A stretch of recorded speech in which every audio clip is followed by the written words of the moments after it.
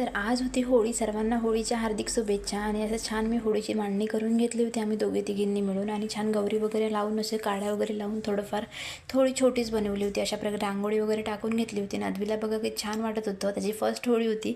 First म्हणजे त्याला मागच्या वर्षी काही समजायचं नाही, यावर्षी समजायला लागलं म्हणून पिचकारीसुद्धा हवी होती बाकीच्या मुलांचं बघून. अशा प्रकारे छान होळीची पूजा वगैरे करून घेतली, आरती वगैरे करून घेतली. आणि छानपैकी होळीला नैवेद्य वगैरे दाखवून, अगरबत्ती वगैरे लावून, धूपदीप दाखवून, नैवेद्य दाखवून छान होळीची पूजा केली. आणि सर्व मुलांनी मिळून असं छान होळीला दहन दिले होते आणि होळीला असं पेटवलं होतं सर्वांनी.